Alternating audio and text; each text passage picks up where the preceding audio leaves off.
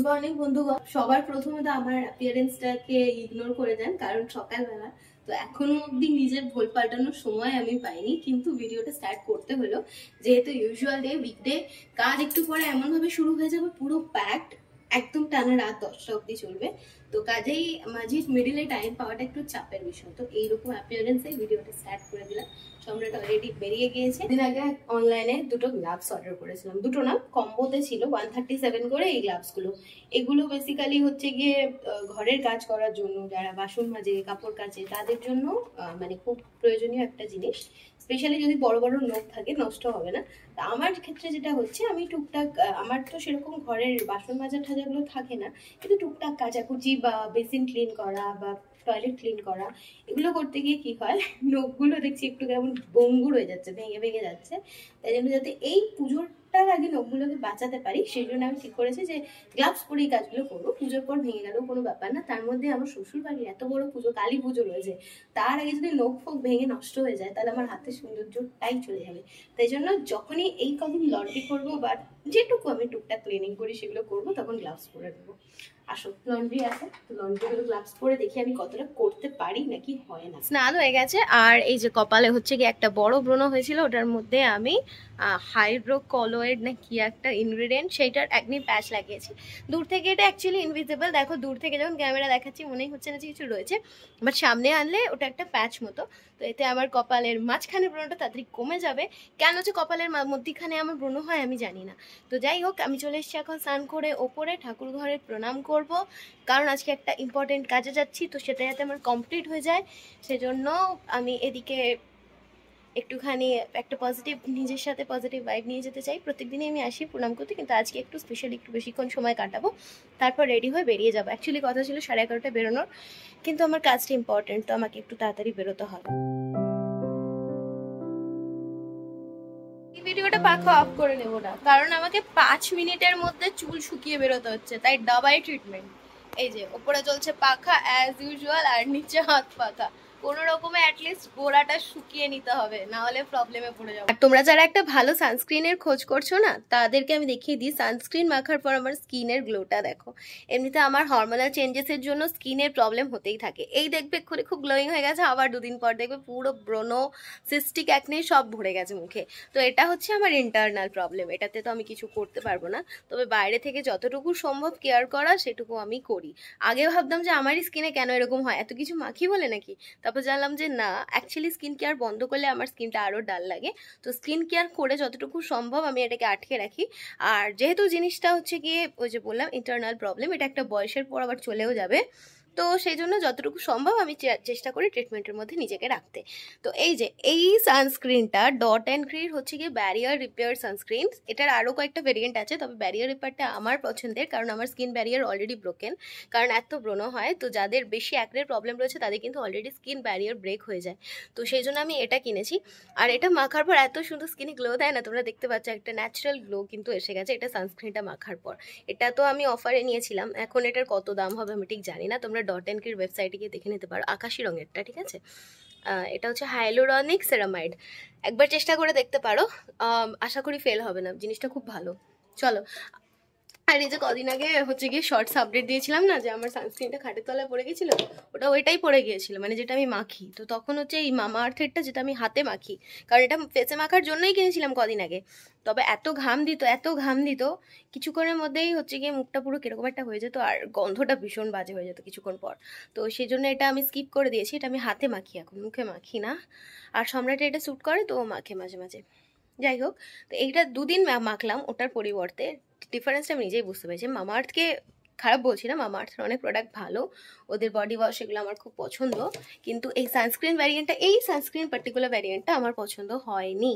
ওদের আরও সানস্ক্রিন রয়েছে, ওগুলো খুব ভালো, বেবি সানস্ক্রিনটা তো খুবই ভালো, লাইট ওয়েট, কিন্তু এই ভ্যারিয়েন্টটা একদম ভালো না। যদি এটা কিনে ফেলেছো বা কিনবে ভাবছো, হারগিজ কিনে। এখন বাজে বিকেল 4:30, আর দুঃখের বিষয় হচ্ছে আমি ফোনটা নিয়ে বেরিয়ে গিয়েছি। সম্রাট হয়তো 6টা বা 7টার মধ্যে বাড়ি ঢুকে যাবে, কিন্তু আমার বাড়ি ঢুকতে বাজবে 9:30। তো ও আজকে বাড়ি ফিরে কিন্তু এডিটের কাজটা করতে পারবে না, কিন্তু তাতে কি হয়েছে, আমি আজকে যে সুন্দর সুন্দর দুটো শাড়ি কিনবো সেইগুলো আপনাদেরকে দোকান থেকে একেবারে দেখাতে দেখাতে কিনতে পারবো। তো এই যে প্রথমে উঠে গেছি টোটোতে, তার কারণ আগে পড়াতে যাব, একটাই পড়ানো রয়েছে, ওটা কমপ্লিট করে নিয়ে এখানেই কালীবাড়ির কাছে হচ্ছে কালীমাতা স্টোর, এখানে সব রকমের নানা রকম শাড়ি পাওয়া যায়। আর মধ্যমগ্রামে আমার যতদূর মনে হয় এই দোকানটার প্রাইস একটু রিজনেবল অন্যান্য দোকানের তুলনায়। রাস্তাতেই চোখে পড়লো একটা সুন্দর ধূপকাঠির দোকান। আগে যখন কেষ্টপুরে থাকতাম ওখানে এই ধরনের দোকান হামেশাই পথে ঘাটে দেখতে পাওয়া যেত, একটু একটু ইন্টারভালে, মানে একটু হাঁটলেই এরকম দোকান 2-4টে, কিন্তু মধ্যমগ্রামে এরকম খুব একটা দেখা যায় না। তো একটা দোকান পেয়ে ঠাকুরের জন্য আর আমাদের ঘরের জন্য ধূপকাঠির প্যাকেট কিনে নিলাম। আর এই যে হচ্ছে আমি যেই শাড়ি কিনতে এসেছি, আলপনা কলকার শাড়ি, এগুলো এখানে আমি শুধুমাত্র কটনই পেলাম, মলমল কটনগুলো কিন্তু পাইনি। কালকে সম্রাটের সাথে গিয়েছিলাম শাড়ি দেখতে, তারপর বাকিদের যেটুকু শপিং কেনাকাটা বাকি ছিল ওটুকু করতে, কিন্তু কোনো কিছু আমার পছন্দ হয়নি। আমি অ্যাকচুয়ালি নেটে খুঁজছিলাম বেশ কয়েকটা শাড়ি, সেম জিনিসটা দেখলাম দোকানে টাঙানো ছিল, দেখতে পেয়েই সঙ্গে সঙ্গে কিনে নিয়েছি। শুধু আমার কেনা হয়নি, আরেকজনেরও কেনা হয়েছে, সেটা বাড়ি গিয়ে বলবো। তো সেই শাড়িটা দেখতে পেলাম একটা দোকানে ঝোলানো, দেখে পছন্দ হয়ে গেল আর কিনে নিয়েছি। তো এখন তো পড়াতে ঢুকছি, এখন আর কথা বলা যাবে না, একেবারে বাড়ি গিয়ে কথা বলবো। আজকে এই ফোনটা দিয়ে তো সম্রাট প্রত্যেকদিন এডিট করে, আমি ফোনটা রেখে বাড়িতে চলে আসি। আজকে হয়েছে কি, এই ফোনটা নিয়ে আমি পড়াতে আবার ভুল করে সন্ধ্যেবেলা স্লটটা বেরিয়ে গেছি। তো এখন আমি বাড়ি না যাওয়া পর্যন্ত এডিটও করতে পারবে না, ওয়েট করছে বাড়িতে। আমি তাড়াতাড়ি পড়ানোটা কমপ্লিট করে নিই, তারপর একেবারে বাড়ি গিয়ে একসাথে দেখা। Bye bye. আজকে আমি ভিডিও শুরু করছি, গুড ইভিনিং আর নেই, গুড নাইট হতে যায়, বাজে রাত্রি 10টা। ওনা ফোনটা নিয়ে চলে গেছিল পড়াতে, এবারে এখন বাড়ি ফিরলো, তাই একটু ভিডিওতে আপনাদের সাথে ভাবলাম দেখা তো করে। আর আমাদের ঘরের ঝামেলাবাজ মহিলার সাথেও একটু দেখা করি। এই যে ঝামেলাবাজ মহিলা এখানে দাঁড়িয়ে দাঁড়িয়ে বসে বসে আলু কাটছে, কথাবার্তা, এই তো ছেলেদের পরিস্থিতি, খালি আলুই কাটে দিন রাত, মাছ মাংস কাটা কমিয়ে দিয়েছে এখন, খালি আলু চচ্চড়ি। যা দাম হচ্ছে সবজির, আর সবজি খেতে হবে না, সবজি এর পটল খাবে না তো ও ভেন্ডি খাবে না, ও ভেন্ডি খাবে না তো কুমড়ো খাবে না। কি করবে রান্না এবারে বলো দেখি, মেলে নাকি, কি করবে রান্না? কি করবো, রুটি হয়ে গেছে, এটা বাটি চচ্চড়ি হবে। দেখেছেন তো, আলু চচ্চড়িটাকে ঘুরিয়ে বলছে বাটি চচ্চড়ি, মানে আলু আলু চচ্চড়ি, আলু ভাজা, আলুর তরকারি, এই চল। চিলি চিকেন আছে, বা আগের দিনের আমাদের চিলি চিকেন আছে, সেটা ঠিক আছে, সেটা ভালো জিনিস। মিষ্টি আছে, দই আছে, দুধ আছে, আর কি চাই। আর আমার মা আলু ভাজা কেন করবে না জানেন, আলু ভাজা নাকি উনি যতই কাটে কম হয়ে যায়। আলু ভাজা যখন পাতে দেয় সবার, তখন একটুখানি আলু ভাজা হয়ে যায়, ওর জন্য উনি আলু চচ্চড়ি করবে। আলু চচ্চড়ি না, বাটি চচ্চড়ি। ও বাবা, আলু দিয়ে আলু চচ্চড়িটা বাটিতে করবে, সেটা আলু চচ্চড়ির নাম পুরো সরে গিয়ে বাটি চচ্চড়ি হয়ে যাচ্ছে। আমার মা আবার আমাকে বলছে একটু ক্যামেরাটা চালিয়ে আমার ঘামটা দেখা, অডিয়েন্সকে আবার ঘামও দেখাতে হবে তো। গরম কি পড়েছে অডিয়েন্সকে, সেটাই আমি বলতে চাইছি, যে কত কষ্ট লাগে। হ্যাঁ, এত গরম কেন আবার পড়ছে। আচ্ছা, এই যে এসছে যে ফোন নিয়ে, এটা কি, এগুলো ঠাকুরের ধূপকাঠি কিনে, এটা দেখাও কি কি কিনেছো। এটা দেখে দিয়েছি, তুমি টাচ করছো কেন? ও, টাচ করতে হবে না, দুটো ধূপকাঠি। এটা আমাদের ঘরে আনা 50 টাকাটা আনিনি, ওই জন্য তিনটে 10 টাকা। আরে বড়টা ঠাকুর ঘরের, ঠিক আছে, হ্যাঁ ভালো করেছো, ছোটটাই ঘরে ঠিক আছে, বড় ঠাকুর ঘরেরটা এর উপরে রেখে দাও, এখানে ঝুলিয়ে। ঠিক আছে, এটা বলছে এটা নিয়ে না, গন্ধটা খুব চড়া, কিন্তু আমার এটাই ভালো লাগলো। হ্যাঁ, গন্ধটা ভালো, আচ্ছা গন্ধটা বল, এইটা বলছে খুব ভালো, দিলে নাকি পুরো বাড়ি ছড়িয়ে যাবে। কোনটা, বড়টা দিয়ে দাও। তোরা তো কাজ সেরে নিলি, ঠাকুরের জামা কবে আনবি? কেমন গন্ধ? ভালো গন্ধ, ঠাকুরের জামা। হ্যাঁ, ঠাকুরের জামা আনবো মধ্যমগ্রাম থেকে, নিয়ে আসবো, পুজোর আগে ঠিক নিয়ে চলে আসবো। হ্যাঁ, হেভি গন্ধ, ধূপটা জ্বালাইনি তাতেই এত সুন্দর গন্ধ। আর তুমি ওই প্লাস্টিকে কি ওটা দেখতে পাচ্ছি সাদা রঙের, দুটো জিনিস আছে না, উল্টো পাল্টা জিনিস হলে যে কি ঝামেলা হবে, যে এইগুলো আমি পছন্দ করি না, দেখতে নিবি। আমি কাউকে তো রিপ্লাই দিতে পারবো না, উল্টো পাল্টা জিনিস কিনা। তোমার দাঁড়াও, আমি তো কিছুই জানি না, আমি কিছুই জানি না, খালি বললাম তো কোনো জিনিস উল্টো পাল্টা ঘরে এলে দেখ। আমি একটা ঠাকুরের শাড়ি এনেছি, ঠিক আছে তো, আর একটা আমার নিজের জন্য নিয়ে এসেছি, ঠিক আছে, বেশি কথা আমার ভালো লাগে না। এটা অষ্টমীর দিন কি দেবো আমি, তারপর তুমি নিয়ে নেবে। কোন ঠাকুরের? কোন ঠাকুরের? লক্ষ্মী ঠাকুরের। কোনটা? এইটা। এইটা লক্ষ্মী ঠাকুরের। দেখলে তো কি বললে, এই জন্য আমার ভালো লাগে না। আমি হাতি দিলাম না। কার জন্য কি এনেছো বলবে তো ভালো করে। লক্ষ্মী ঠাকুরের মানে আমাদের ছোট লক্ষ্মী ঠাকুর এত বড় শাড়ি পরবে কি করে? যেরকম প্রশ্ন তোমরা করছো, তেরা উত্তর দিলাম। ও, ওর জন্য তেরা উত্তর দিয়েছে, যেরকম প্রশ্ন করছো। আরে ওরা আমি আনতে লাল ছাড়া, তাহলে তো আমি পরতাম। তোমার পরার জন্যই আমি তাহলে তুমি ওটা নিয়ে না কলকাতা মিলেমিশে পরো। আর এটা হেবি সুন্দর লাগছে আমার। আরে ব্যাপারটা কি বলো, কার জন্য কি এনেছে? মা কালীর জন্য নিয়ে এসেছি অষ্টমীর দিন। এখানে দুর্গা ঠাকুরের বাইরে তো আমরা দিন, আমাদের যেহেতু ঘরেই পুজো হয় এটা করিয়ে দেবো।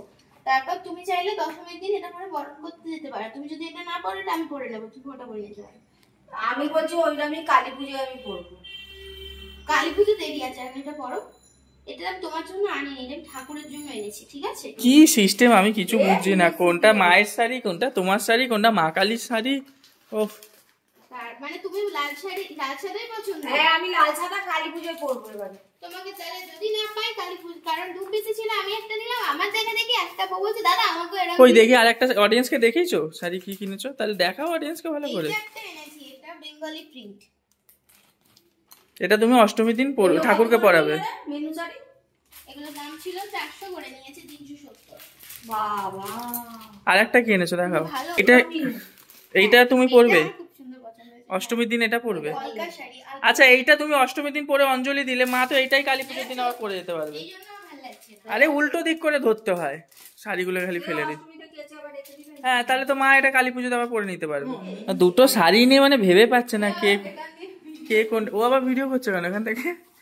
দুটো শাড়ি নিয়ে ভেবে পাচ্ছে না কে কোনটা নেবে। শাড়ির মধ্যে কোনটা ভালো কমেন্ট করুন তো। দুটো শাড়ির মধ্যে কোনটা কমেন্ট করুন তো কোনটা ভালো। এখন একবার যাবে ঝপ করে বাইক নিয়ে। কি ভিডিও করছো?